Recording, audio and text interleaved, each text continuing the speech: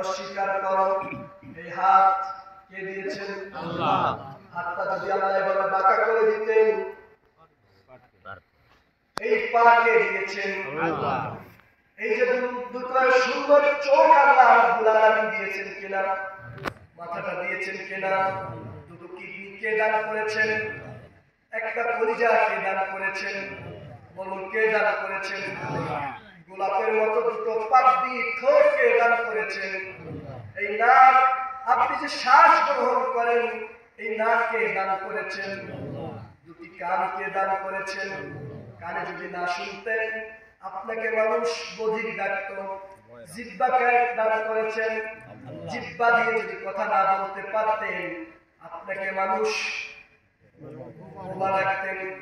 কান দিয়ে যদি কথা না শুনতেন মানুষ আপনাকে বয়রা ডাকত। কথা বলেন। আজ আপনাকে চোখকে দিয়েছেন, চোখে যদি না দেখতেন অন্ধ পরিচয় হতো। আপনি মানুষ, চোখে না দেখার কারণে আপনার পরিচয় হয়ে যেত অন্ধ। কথা বলেন ঠিক কিনা? হয়তো ভিক্ষা করে খাওয়া লাগতো। কানে শোনেন না, বধির। কোন সমাজে আপনাকে দাওয়া, সবাই বলতো বধির ওরে কোনো ডাক দিও না। কথা বলতেন ঠিক কিনা? আপনার বিয়ে বাড়ি, আপনার শ্বশুর বাড়ির কোন জায়গায় শুধু কানে শোনা না করার কারণে আপনাকে কেউ মূল্যায়ন করতো না, করতো।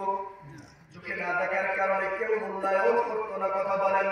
বোবা হওয়ার কারণে সবাই আপনাকে আব্বা বলে ডাক দিত না, আব্দুর রহমান বলে ডাক দিত না, আপনার নাম হয়ে যেত বোবা। যদি এই জিহ্বার কথা বলার সত্যি আল্লাহ না দিতেন সবাই আপনার নাম দিত বোবা। কেউ আব্দুল সালাম বলে ডাকতেন না, সবাই ডাকতেন বোবা।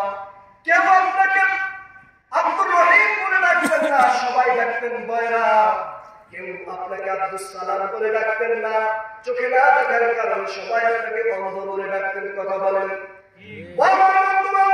আল্লাহ বারবার জিজ্ঞাসা করেছিল, দুনিয়ার মানুষ তোমাকে যদি আমি পা না দিতাম কি বলতেন? সবাই খোড়া কি বলতেন?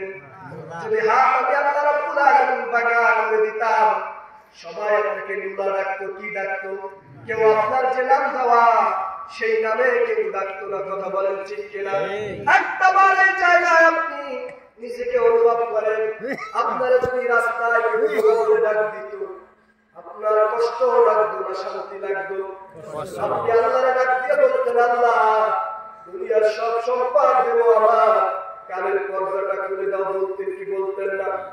যারা বোবা আছে অনেকেই সম্পদশালী আছে কিন্তু কথা বলতে পারে না। বোবারে যে বলবেন বোবা গো তোমার দুঃখটা কিসে?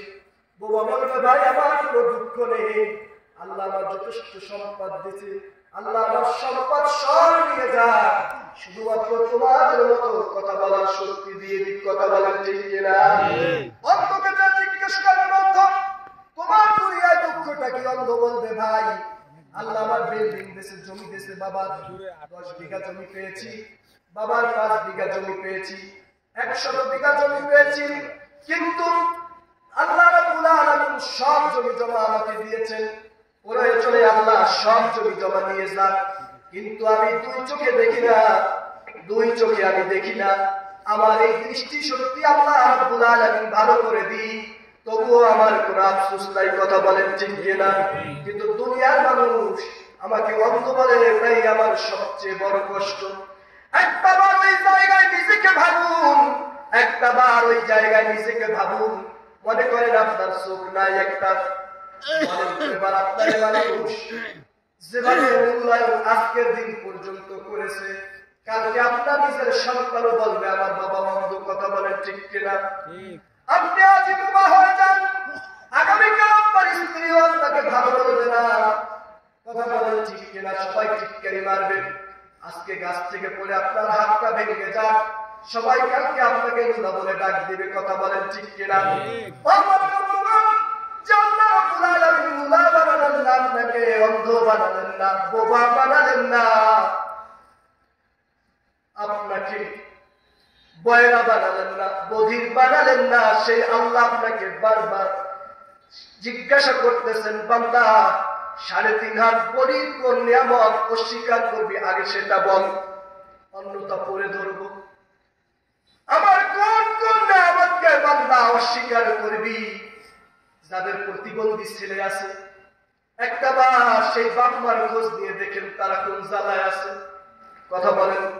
আর আল্লাহ আপনার সন্তানকে প্রতিবন্ধী বানান নাই, বিড়ি খেয়ে, তারপরে আপনি গাঁজা খেয়ে, মদ খেয়ে, নাফরমানি করে, নামাজ না পড়ে, রোজা না রেখে, আল্লাহর বিরুদ্ধে অবস্থান নিয়ে আপনি আপনার জীবন জৈবন আপনার স্ত্রীর সাথে ব্যয় করেছেন।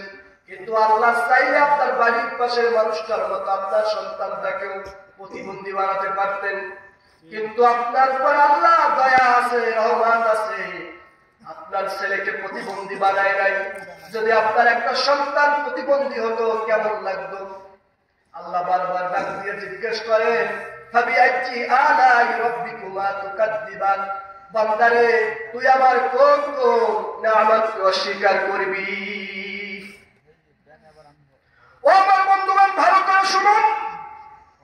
এই সূরাটি আল্লাহ রাব্বুল আলামিন কায়েস বিন আসিম আল-মুকি নামে একজন রাসূল কারীম সাল্লাল্লাহু আলাইহি ওয়াসাল্লামের কাছে এসে বললেন, ইয়া রাসূলুল্লাহ, আপনি আমাকে কোরআনুল কারীমের কিছু অংশ তেলাওয়াত করে শোনান। কাকে বললেন? রাসূলকে। ইয়া রাসূলুল্লাহ, আমি কেন আজকে এই সূরা দিয়ে আপনাদের সামনে আলোচনা করছি? আপনারা তো আমাকে বলেন নাই যে এই সূরা দিয়ে আলোচনা করেন, বলেছেন না। কিন্তু রাসূলুল্লাহ সাল্লাল্লাহু আলাইহি ওয়াসাল্লামকে একজন সাহাবী এসে বললেন, তখন তিনি সাহাবী হননি, মুসলমান হননি। তার নাম হলো কায়েস বিন আসিম আল-মুকি। তিনি এসে বললেন, ইয়া রাসূলুল্লাহ, আপনি কোরআনুল কারীমের একটা জায়গা থেকে আপনার উপরে যা নাযিল হয়েছে, উতলু মা উনজিলা ইলাইকা ইয়া রাসূলুল্লাহ, কোরআনুল কারীম আপনার উপরে নাযিল হয়েছে, সেই জায়গা থেকে একটা অংশ আপনি আমাকে তেলাওয়াত করে শোনান।